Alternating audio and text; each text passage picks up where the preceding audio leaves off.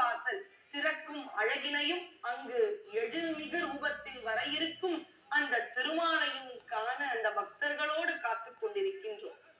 தொலைக்காட்சியில் நேரலை வாயிலாக இருந்த இடத்திலிருந்து தொண்டை நாட்டில் இருக்கும் அல்லிக்கேணி அண்ணாமலையார் இருக்கும் அந்த அற்புத அழகன் அடையார் அனந்தபத்மநாபர் இதோ இப்பொழுது காஞ்சிபுரத்தில் இருக்கும் அழகன் எம்பெருமான் நமக்காக நம்மை நோக்கி வரும் அந்த காட்சிகளையும் நாம் காணுகின்றோம். சுவாமி கிட்ட சொல்லிடணுமா, எனக்கு எதுவும் தெரியாது, ஊருமல்ல உறவுமல்ல, நீ மட்டுமே கதி என்று இருக்க வேண்டும். அதனால்தான் ஒவ்வொரு திருமால் கோயில்களிலும் பெரும்பாலும் மூலவர் சன்னதியில் ஒரு திருக்கரத்தை அவருடைய திருப்பாதத்தை நோக்கியே காண்பிப்பார். பூதேவியோடும் ஸ்ரீதேவியோடும் அவர் நின்ற திருக்கோலத்தில் நமக்காக அற்புத காட்சியை தருகின்றார். இதை காணக்கான வாழ்க்கையில் இருக்கும் தீவினைகள் அழிந்து அடுத்த ஆண்டு முழுக்க நன்மைகளே நமக்கு கிடைக்கும். ஒரு பக்கம் அழகான ஸ்ரீதேவி, அவள்தானே சீதா பிராட்டியாக ருக்மிணி பிராட்டியாக அவதாரம் தோறும் வருகின்றாள்.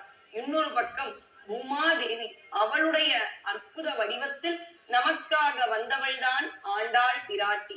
இதோ இரண்டு நாச்சியார்களோடு நாம் இந்த அழகனை காஞ்சிபுரத்தில் இருக்கும் அந்த அற்புத நகரம், அக்காலத்திலேயே நகரம் என்று போற்றப்பட்டது அந்த வைணவ காஞ்சியில் இருக்கும் அந்த வைகுண்ட வாசல் திறப்பு, அவர்களோடு சேர்ந்து நாமும் அவரை வணங்குவோம். ஊரிலே காணி இல்லை, உறவு மற்றொருவர் இல்லை என்று அவனிடம் நாம் சரணாகதி அடைய வேண்டும். திருமால் பகவத்கீதை என்பதை அற்புதமாக அர்ஜுனனுக்கு சொன்னார். சொன்ன பிறகும் அவருக்கு திருப்தியே இல்லையா.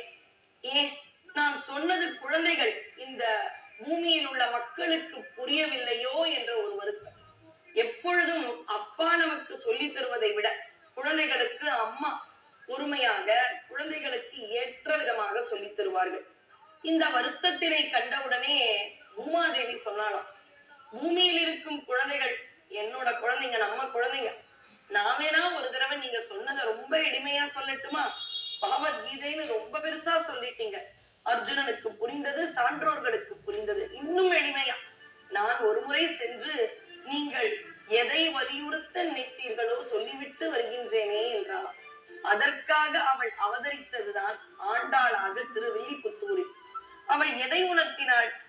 தூயோமாய் வந்து நாம் தூமலர் தூவித்தொழு, வாயினால் பாடி மனத்தினால் சிந்திக்க போய பிழை புகுதருவான் நின்றாவு தீனு தூசாகும் செப்பேலோர் என்பார்.